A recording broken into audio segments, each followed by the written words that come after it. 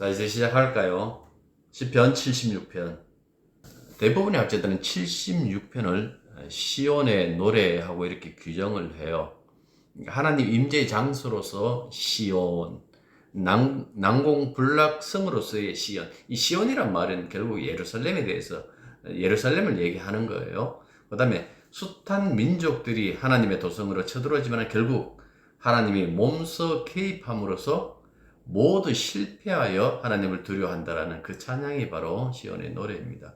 70인역은 우리말 시편에는 없는 그 아시리아인에 대하여라는 말을 표제에다가 더해놨어요. 그래서 이 시의 배경으로 쓰인 역사적 사건을 상상하게 했는데, 만약에 76편이 역사적인 사건에 영감을 받았다면 그것은 아시리아 왕 사네립이 주전 701년에 예루살렘 성을 에워쌌다가 하나님 사자의 개입으로 패배하고 돌아간 그 일을 이야기할 거예요. 이 이야기는 왕하 19장에 있는데요. 여기 보면 사네립의 이 군대 장관이기도 한 랍사게가 히브리어를 알아요. 그래서 히브리 말로 이렇게 한다고요. 히브리 말로 해갖고 우리 아시리아와 그 신은 세계에 있는 모든 그 나라의 왕들과 신들을 파괴했고 그들을 짓밟았다고 그 얘기를 하죠. 그러면서 너희 하나님이 과연 우리 왕의 군대에, 왕의 또한 이 신에게 이길 수 있겠느냐라는 그런 얘기를 한다고요. 이제 그 얘기를 하니까 히스기야 두려워 떨고 있을 때에 이사야가 오죠. 이사야가 와갖고 하나님이 하신 그 계시를 이사야에게 알려주고 그 이사야가 다시 하나님만 의지하는 어떤 그 장면이 나온다고요.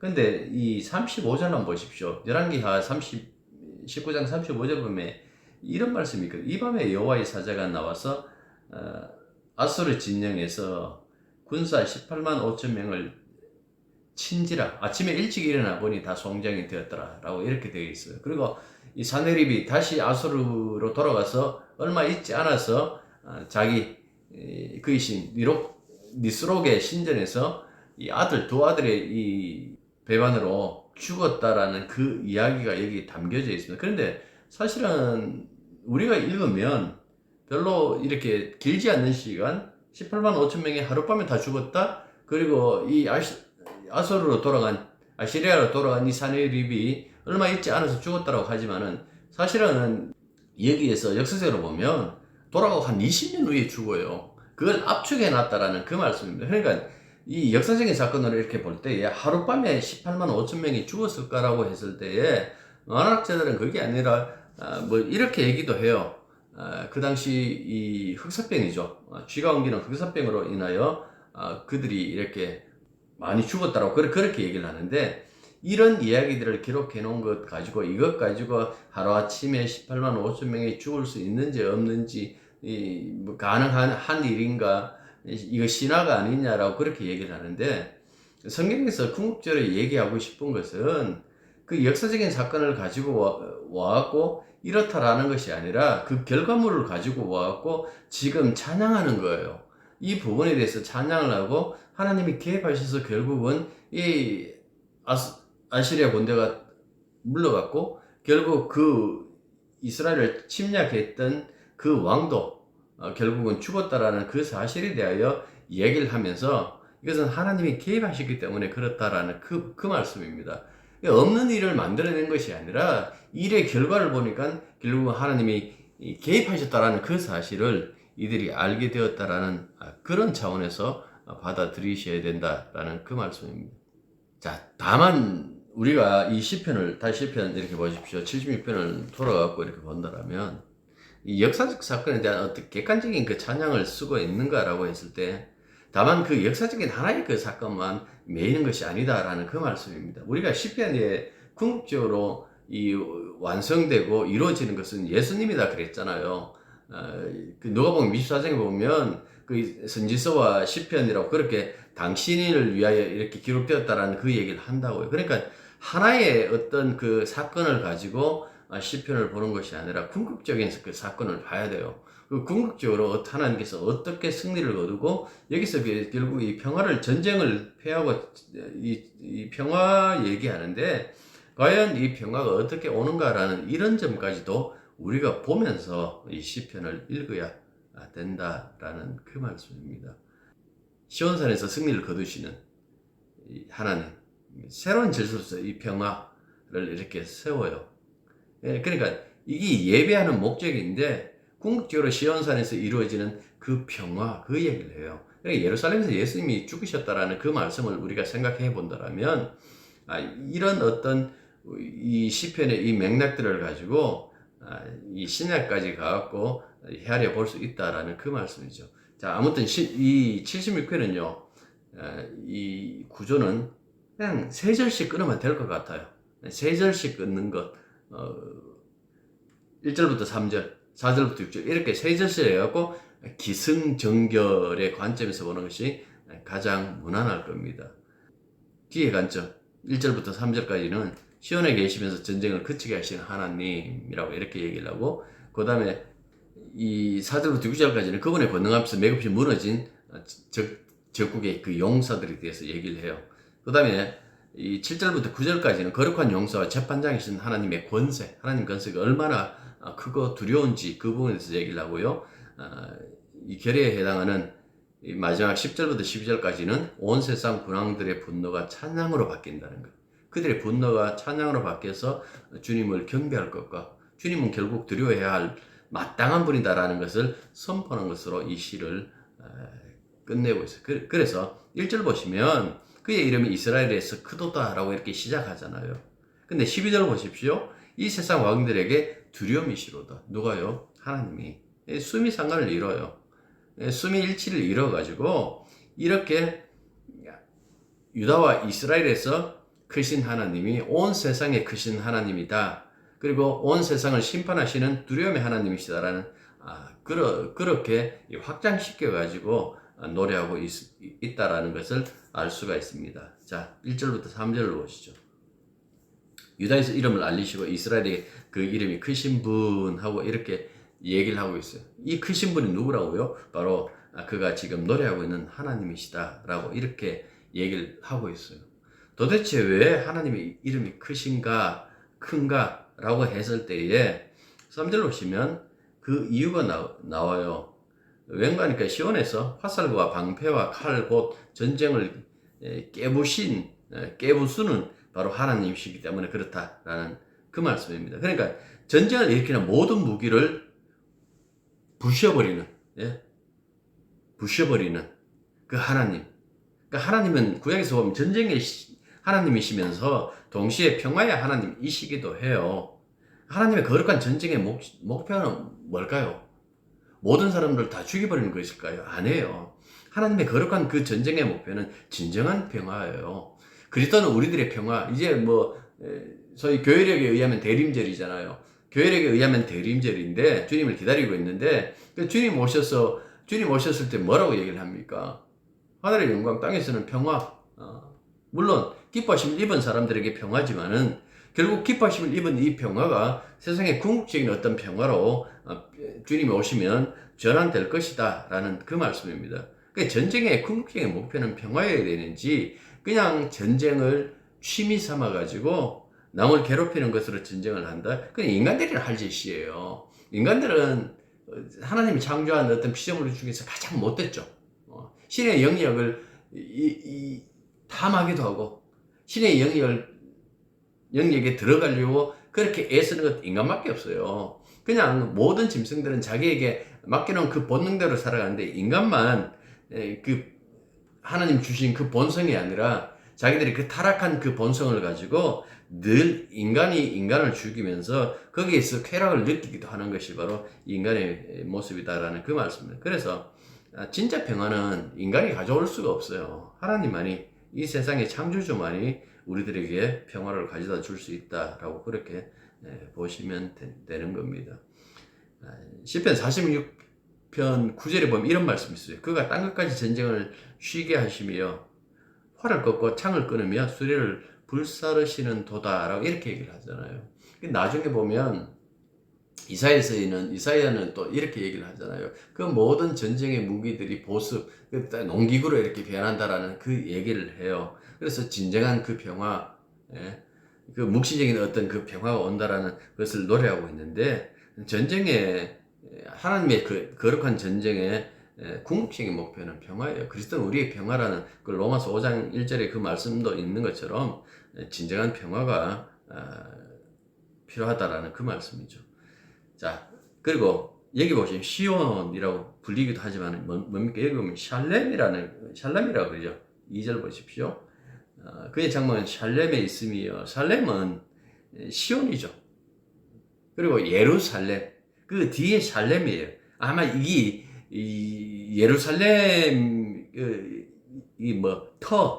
도시 뭐 이렇게 할 수 있는 거 붙어가지고 샬렘이라는 그 자체가 샬렘 어원이 같다고요. 그러니까 생각해 보십시오. 평화의 도시, 평화의 터라고 이렇게 할 수 있는 예루살렘, 이게 예드림이에요. 샬렘이.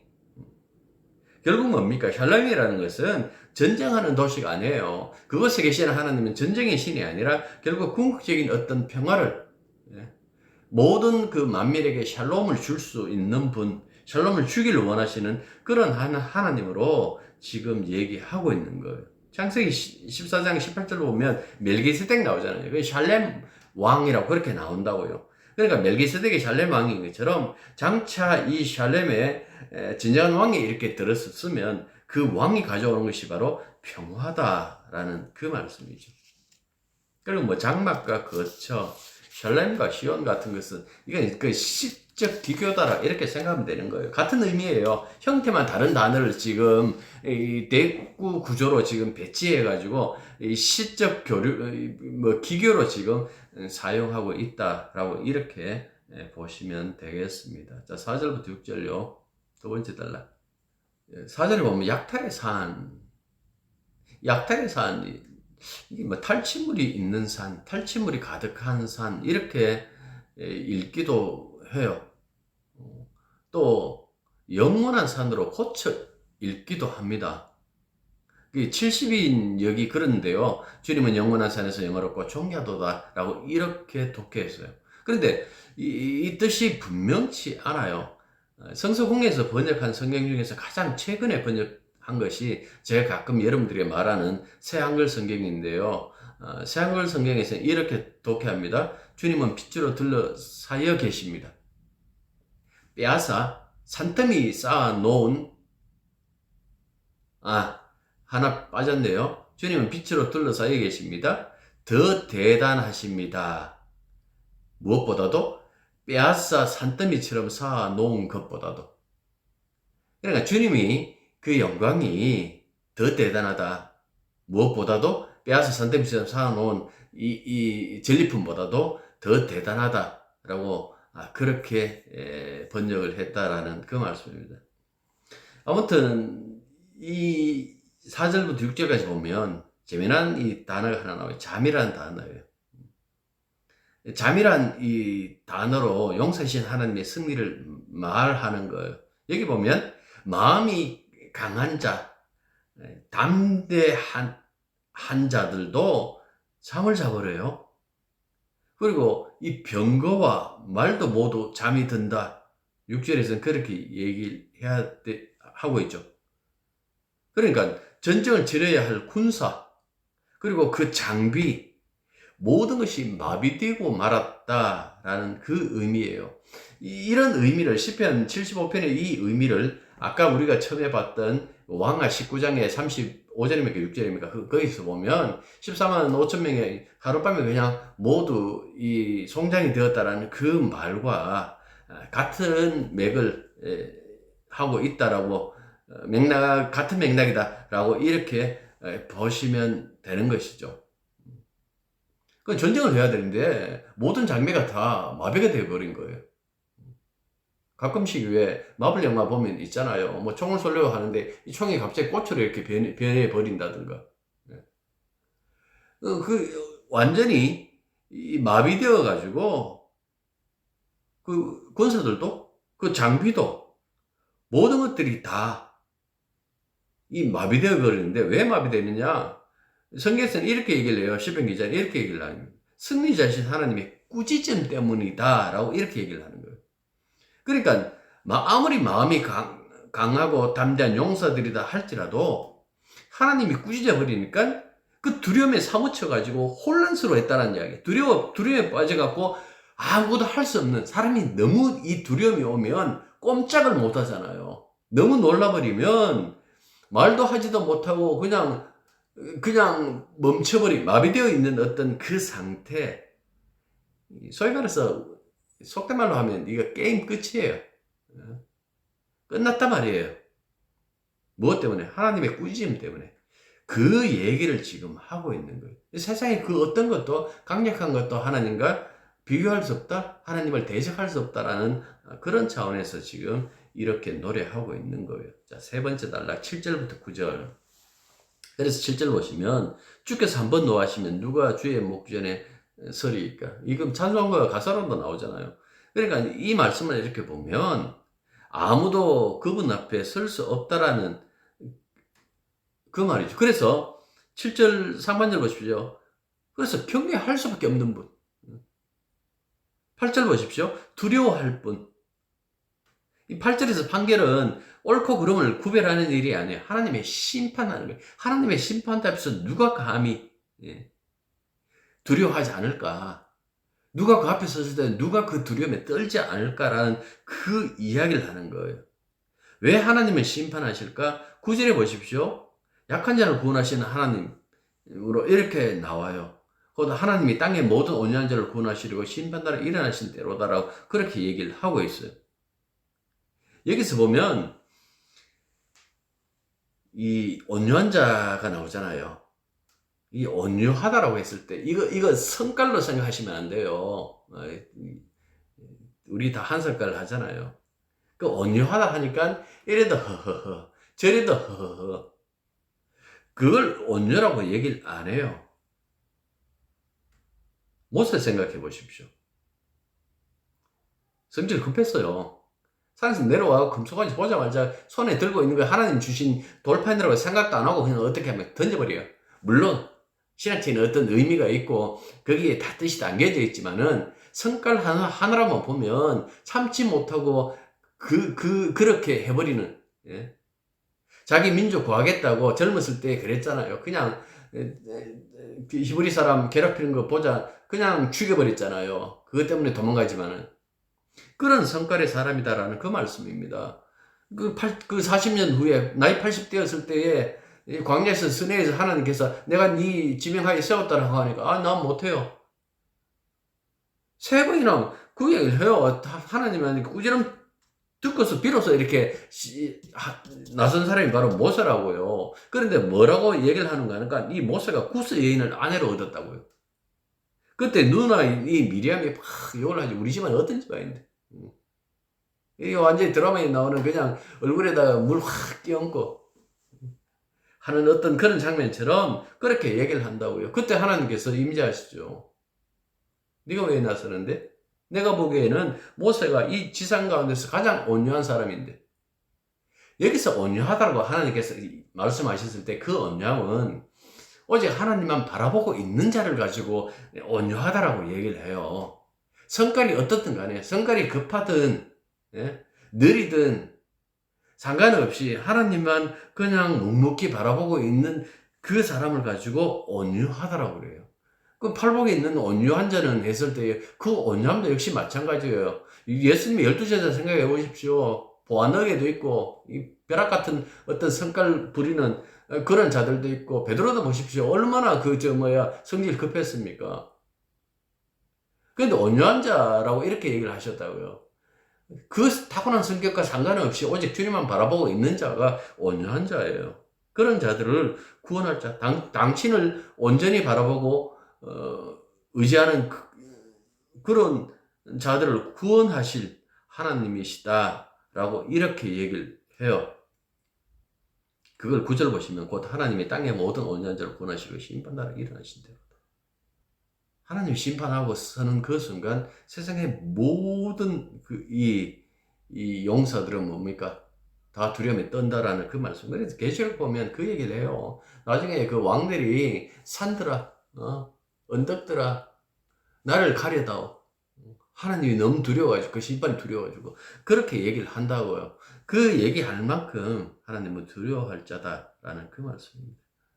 이게 이제 구약에서 보면 언약의 백성들이겠죠. 그러나 신약에서 우리가 시편을 읽으면 이 그리스도 예수의 사람들이잖아요. 네, 그리스도 예수의 사람들을 구원하기 위하여 하늘에서 바로 하나님의 그 공의를 선포하시는 것, 하나님이 심판하시는 그 일이 일어난다라는 그 말씀입니다. 자, 마지막 10절에서 12절 네 번째 달라. 자, 구원은, 하나님의 구원은요, 나오죠. 찬송으로 변하잖아요. 인간의 분노를 감사로 바꿀 놀라운 원동력이 바로 이 구원이다라고 이렇게 얘기를 해요. 하지만 마지막 단락에도 역시 마찬가지예요. 여전히 분노의 대결, 기세의 싸움, 두려움, 이 주제들이 계속해서 제시되면서 마무리하고 있는데, 그래서 그런 장면에서 이 10절을 보면요, 굉장히 까다로운 그 본문이기도 해요. 사람의 분노가 어떻게 장차 주님을 찬송하는 것으로 바뀔 수 있을까? 분명히 여기서 사람의 분노는, 이 사람들은 적장들의 분노잖아요. 그들의 분노는 하나님의 권능에 짓눌려 진압되고 말았는데, 그 분노가 진압되는 사람이 과연 하나님을 찬양할 수 있을까라고 이렇게 의문을 갖는 학자들도 있어요. 그래서 세번역이나 공동번역 보면 이렇게 되어 있어요. 세번역을 일단 앞부분이 비슷하게 이렇게 돋게 있는데요. 진실로 하나님의 분노는 주님의 영광을 더할 뿐이요. 사람이 아무리 분노해본들 하나님의 영광만 더할 뿐이다라는 어떤 그렇게 독해를 했어요. 근데 새한글 성경, 아까 말했던 새한글 성경은 이렇게 독해하더라고요.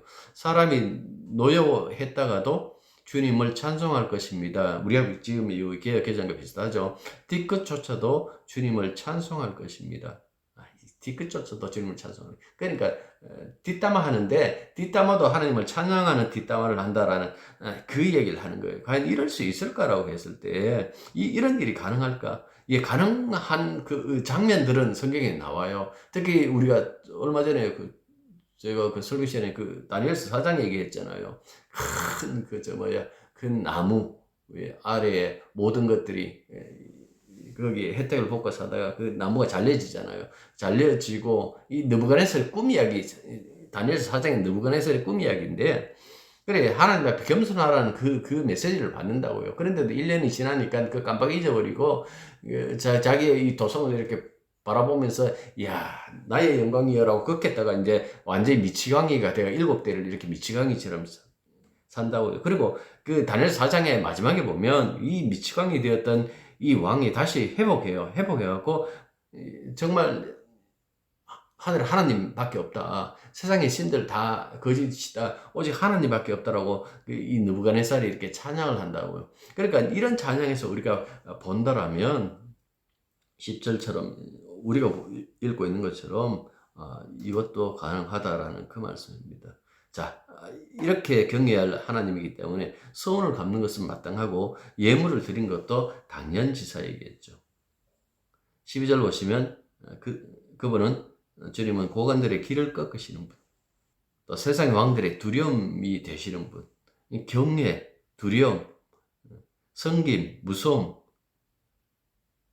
이런 말들을 통해 가지고 하나님을 표현하는데, 속된 말로 하면 속된 말이 아니죠. 좀 풀어서 얘기를 하면 군주들의 오금을 펴지 못하게 하시는 하나님, 바로 이렇게 설명할 수 있습니다. 이 하나님이 어디에 틀을 잡고 계신다고요? 예루살렘, 그 시온에 틀을 잡고 계시는 하나님. 누구를 구원하신다고요? 9절 보시면 땅의 모든 온전체, 땅에서 오직 당신만 바라보고 있는 자들, 짓눌려 지냈다라고 했는데, 그렇죠. 이 땅에서 그리스도인들이 어떻게 보면 이 세상의 죄악에, 이 세상의 어떤 이 여러 가지 그 일들에 짓눌려 사는데, 그 짓눌려 있으면서도 끝끝내 하나님만 바라보는 그런 사람들을 그들을 구원하시는 심판 혹은 전쟁, 하시는 하나님이세요. 이 신약에서 바로 그 영적인 전쟁에 대해서 얘기를 하죠. 특히 이 에베소서 1, 2장은 영적 전쟁을 통해서 그리스도 예수 안에서 궁극적인 평안을 누리게 하신 하나님을 찬송하라라고 이렇게 얘기를 하고 있잖아요. 시편이 약속했던 모든 것들은 이미 그리스도 예수 안에서 우리가 누리고 있습니다. 물론 신앙 안에서. 하지만 장차 주님이 오시면 우리의 새 현실로 만납니다. 그러니 낡고 사라질 현실에 안주하거나 불평하지 마십시오. 지금의 우리 눈에 보이는 이 현실은요, 사라질 세상이에요. 깡그리 사라질 세상이에요. 새 현실은 그리스도 예수 안에서 우리들에게 말씀으로, 이 복음으로 우리들에게 설명하고 있잖아요. 새 현실은 그 예수님의 뒤를 따라가서 사는 것이 우리들이 마땅히 해야 할 그 일이고, 시편을 읽는 것도, 이 찬송을 부르는 것도 이 일 때문에 그렇다라는 것을 잊지 마십시오. 기도하겠습니다. 주님의 구원을 기다립니다. 주님이 다시 오시는 날 이 말씀들이 어떻게 이루어졌고 진정한 평화라는 것이 무엇인지 경험할 것입니다. 하나님의 말씀을 낡아 빠진 이론으로 미루고 믿지 않는 그런 교만한 사람들이 아니라 이 땅에 숱한 어려움과 고통을 당한다 할지라도 오직 주님만 바라보고 주만 앙망하는 그 모습으로 늘 온유한 자로 살아갈 수 있는 저희들이 되게 도와주시옵소서. 주님을 기다리는 사람이 저희들입니다.